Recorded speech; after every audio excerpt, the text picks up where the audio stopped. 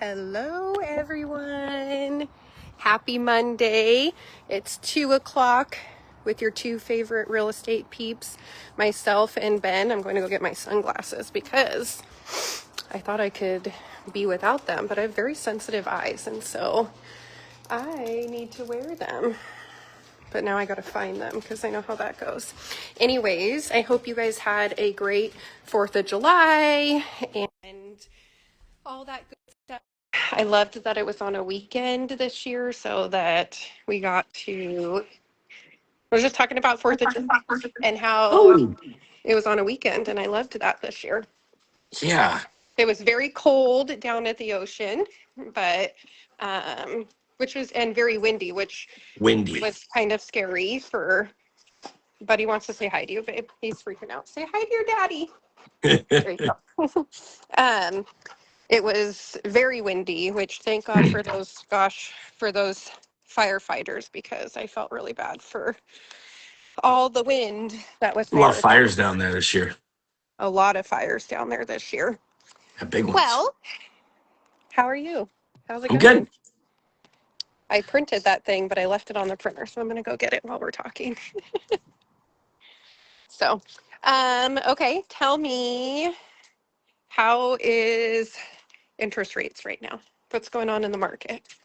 Oh, I with all the inflation talk and new Fed chair members being put in and everything going on, rates actually went up a little bit today. I do foresee the rates kind of trickling upwards, which is a really good opportunity if you're a first-time home buyer to get out here and get some closing costs or get some buy downs, and secure an awesome price. So when the rates do come back in the future, you can, lower your rate down. So, but yeah, they Yeah, I are. was meeting with a client yesterday.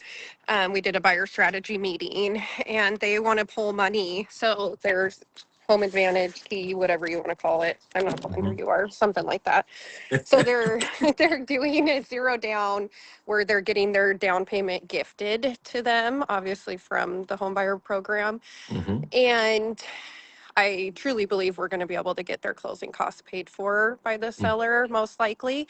So they're going to take money out of their 401k though, because they want to do a rate buy down if we can't get more closing costs than just the normal 3%. So, yeah, so that had me thinking, And we're going to run the sometimes. numbers on that when we get there because every day it may make sense and it may also not make sense. I want to make it clear that, Okay, you walk know, me through that then, because that's why I tell them to reach out to you. This is why we're a good team, because I'm like, okay, well, it doesn't hurt because they can pull it out tax free because Mhm. long as they use it towards their home purchase. So Correct. there's a lot of different things like moving costs and different things that we can put it towards, um, And they can and always have put it that. back in if there's no Yeah. extra fees or charges. I think it's one was up to 90 days, I think I saw. I don't have those. You would want to check your withdrawal terms. So if you have a question about can you take money out of your 401k or stocks or bonds or whatever programs you have,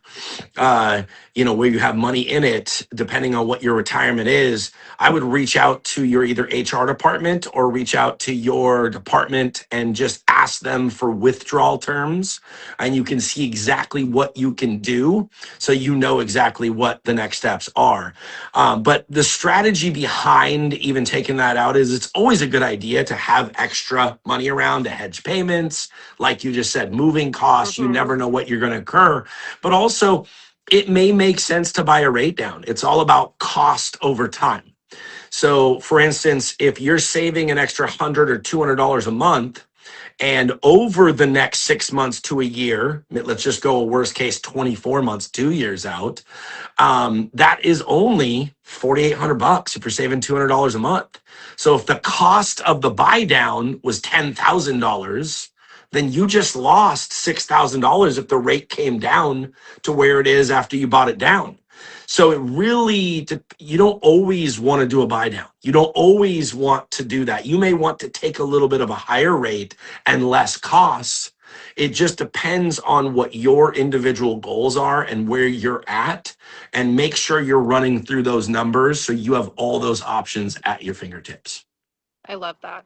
And you running through those numbers with them. And Mhm. the more honest that a home buyer can be with us too, of what they want it, why they want it, because it really isn't about the rate, you guys. I mean, people get hyper focused on that because that's what people talk about, but it really is about the payment. Like, these Yep. people are qualified well above, but they don't want to spend that. They want to feel comfortable. They want to do whatever. So we mirroring and matching, and them being vulnerable, sharing what they want to do and how they want to do it and why they want to do it. We can put those puzzle pieces together. I know, it's not always just about the home. It's, if they want closing costs paid for, we're going to have to find a home that the seller is willing to do that. And that's where I put my Yep. negotiation hat on. But you really, as a first-time home buyer, need to look at this as an investment opportunity. And if this is somewhere that you could live for the next 7 to 10 years, I used to say 5 to 7, but now I'm saying 7 to 10 years, and grow wherever your family is going to be, what does that look like? So then we looked at those non-negotiables for the next 7 to 10 years versus you thinking that this is going to be your forever home. And then what could we do financially to make that work? Do you have any raises that would happen in the next couple of years? What are we looking at your budget? That's where Ben comes in and handles all of that side of it. But then we're looking at, each house specifically and what that looks like. So then you're going into it and okay, I'm putting my investor hat on for this payment. Does this make sense? Yep. And that's exactly it. You want to keep an open mind when you're going into the situation and gain all the information you can so that you can make the best possible decision. Because I would hate for you to maybe take your money out of your 401k that is your safety net in case something happens, and you take that and you apply it all to your home and you buy the rate down, and then next year the rates come down into the fives and you already bought it down to there and you just threw away 8 to 10 grand. That doesn't make any sense. So the best thing you can do is just run the numbers, understand where you're at. If there's a certain payment you want to be at, if there's a certain rate you want to be at, we can strategize on how to get there. I have another meeting today at 4 with a new client that really wants their payment at $5,100. They have to have it there because they're in retirement. It's a huge retirement payment. They owned a business and they have to have it there based on what they need to do. And so we're going to strategize on how to accomplish that goal for them, because if they were going to go the way they were going to do it, that payment kept coming into the 6,000s. Well, there's a really good way to do that, but they haven't had a chance to go through that practice and go through that strategic plan yet. So we're going to do that today at 4. But if you're in the market or you're out there and you want some help of understanding how can you make it affordable, I have all these resources. What can you do to get there? There's a lot of great options for people that really just need to turn the light on. I know I always preach about that, but it's true. So most of the Kona's dogs are being probably out there. Kona's being Kona right now. It's all good. He's just so cute. Well, before we get into that, wanted to talk about the Puyallup real estate market. Hold on. Let me go run him away because he's a pain in my butt sometimes. He's the cutest little boy ever, but he is also annoying. Get your butt in there. Okay. Anyways, I wanted to talk about the Puyallup real estate market for the month of July that we've seen so far. We'll play a little game. How many homes, hi, Aunt, how many homes have come on the market in Puyallup since, just residential, since the 1st of July? Are you asking me? Yeah, I'm asking. Who else would I be asking? I don't know. I mean, maybe Everyone ants on can that take on a here. guess. How many homes have come on the market Since the 1st of July, it's the since the 13th. first? It's approximately 2 weeks. I'm gonna say 2,800. Wait. One Just 100. on the MLS or just in Puyallup? Justin Puyallup, Got it. 100. 100. Wow. So 100 from that time. Let's run some other numbers. Like, these are I have to kind of preach a little bit because some agents just run the numbers on a comparable market analysis and they don't actually go look at like the pendings, the solds, call the agents, look at the Mm. data, figure out those things. Like there's so much more. Sorry, that was Jordan calling. Am I back? Yeah, you're here. Okay. There's so much more to this situation than just what that looks like. So let me look at um next, contingent. How many homes went contingent? So this is where they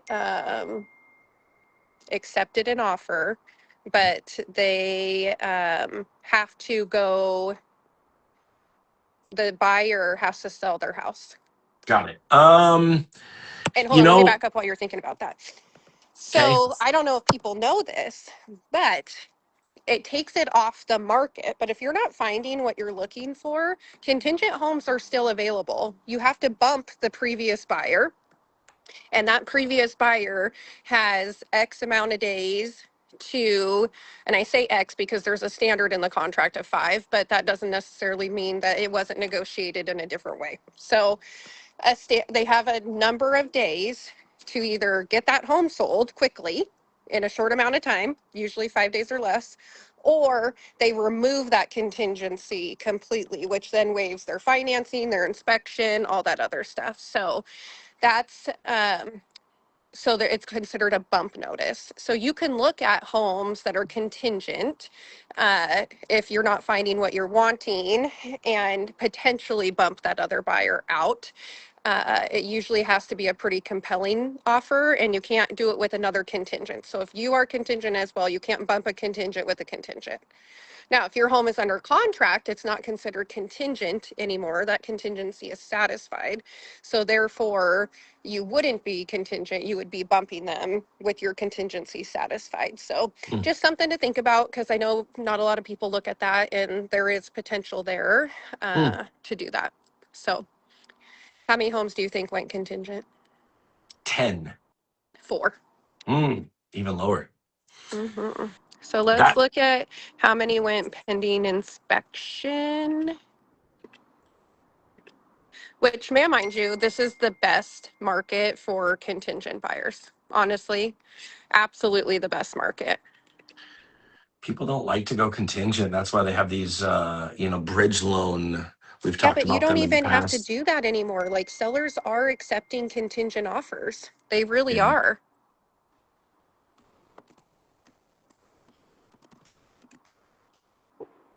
Hold on.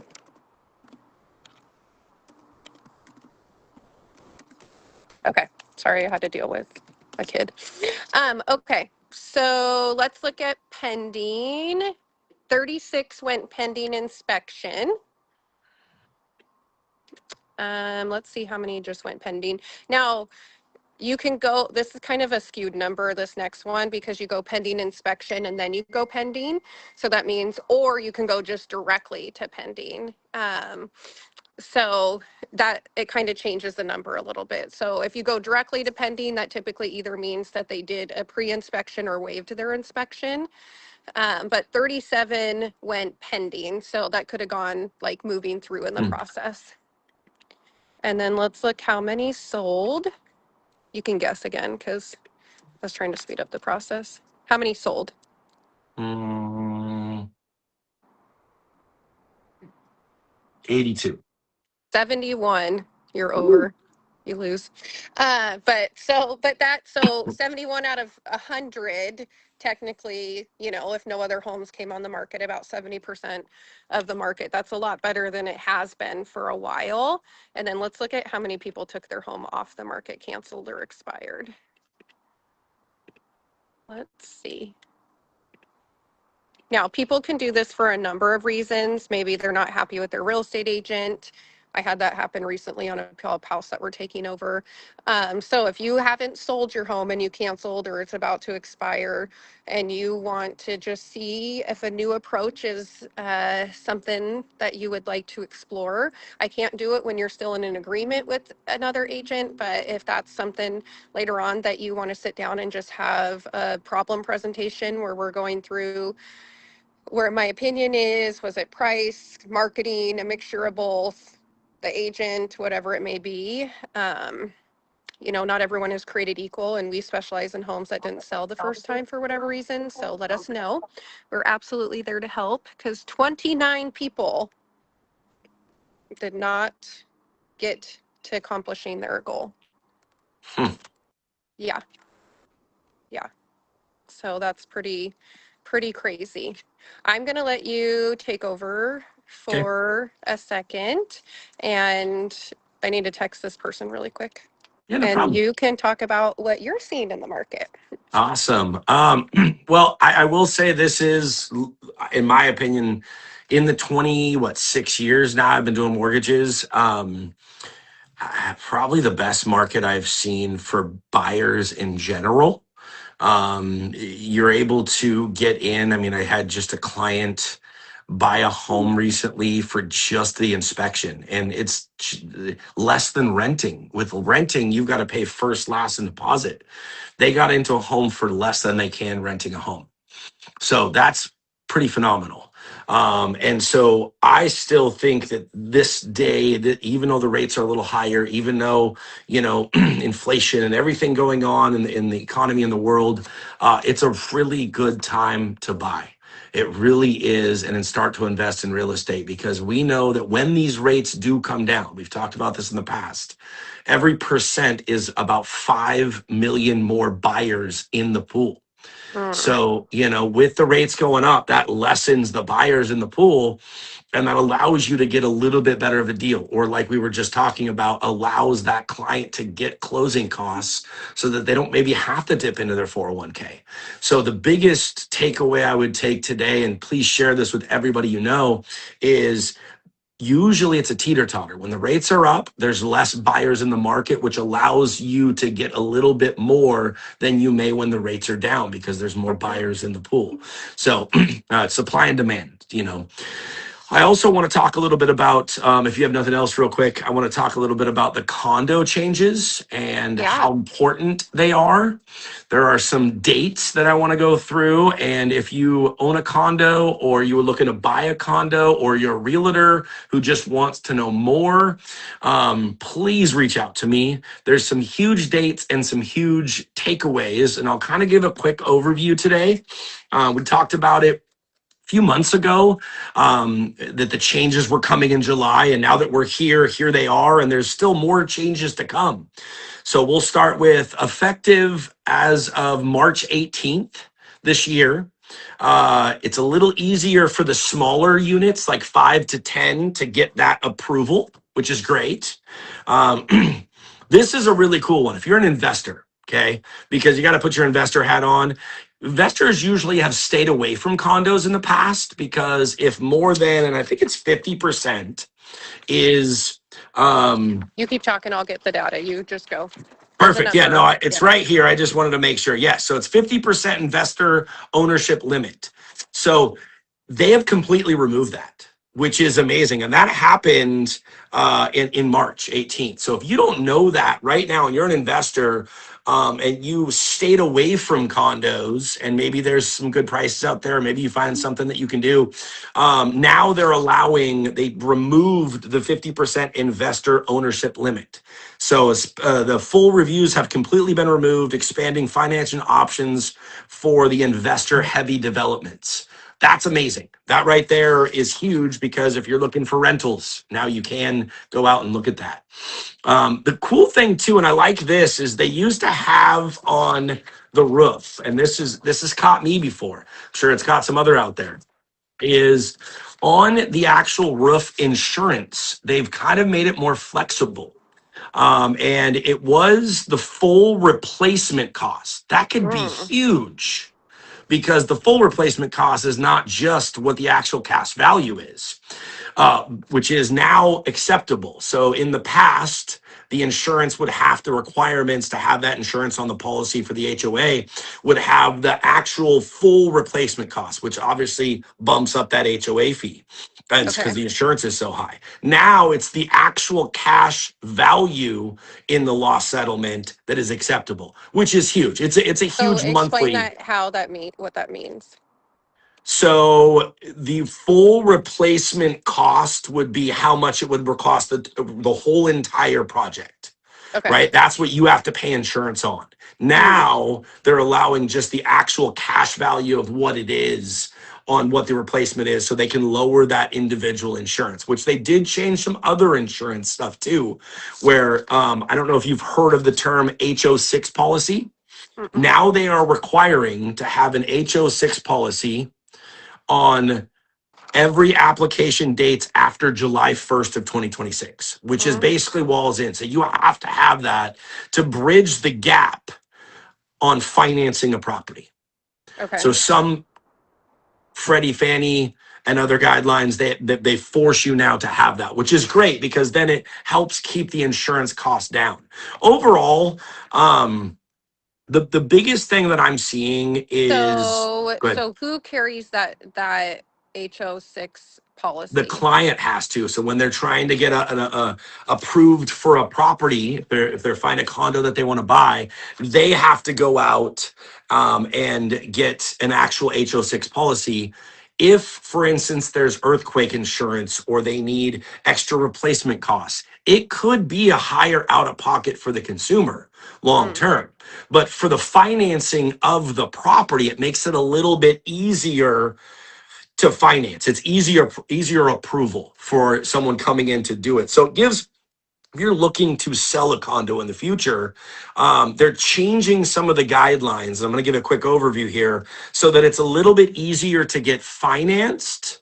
It's a little bit easier in the essence of right now, some condos just aren't financeable. They just are yeah. not financeable. You either pay cash or you're not buying it.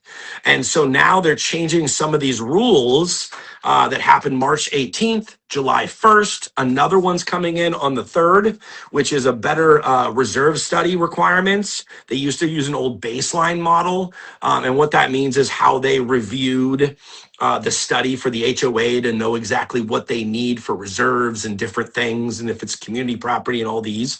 And then they also are giving another mandatory retirement of the limited review. So now we're going to a full review because they want to make sure they do it right and they're going through and inspecting everything. So the biggest change, though, this is the biggest change that will overall, I think selling your property or buying one really depends on the HOA.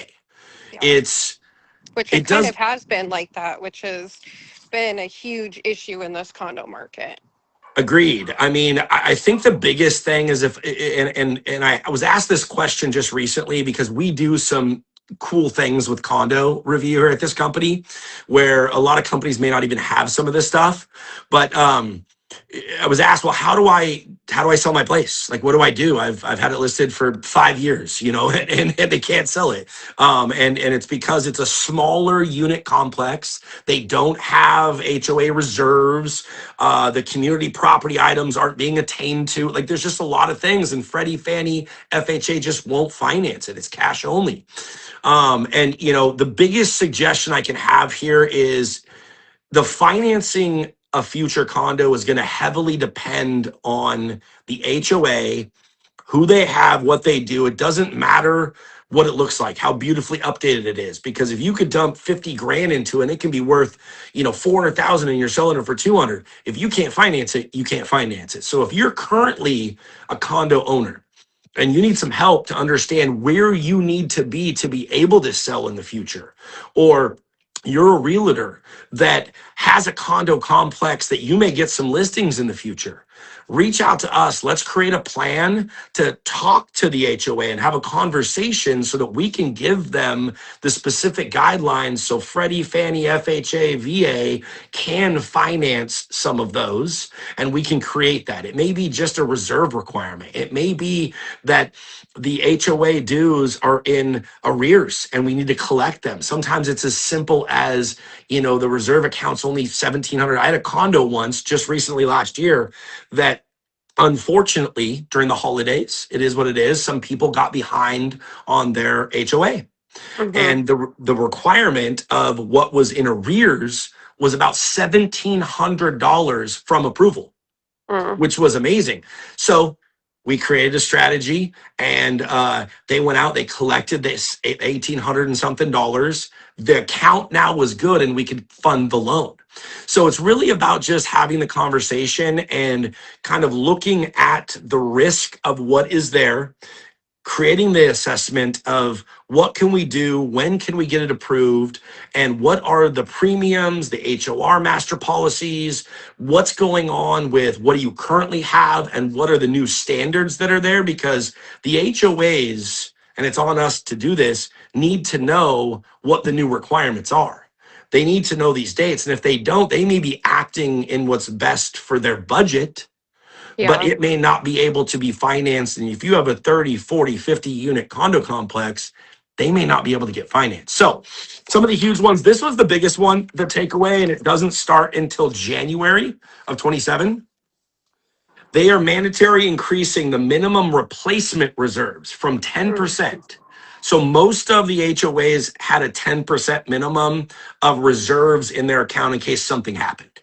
Now it is 15% as of January 4th of mm, 2027. And that's huge because 5% on a big $1 million condo association is huge. yeah, So these changes are good. I want to make that clear. I know some of them have went up and it may make it a little bit more expensive, or the scrutiny of, oh, they're doing these things. It's only an effort to make sure they're financeable. And I think with all of us together communicating and reaching out, if you have a condo coming up that's going to be on the market and you need help, call me.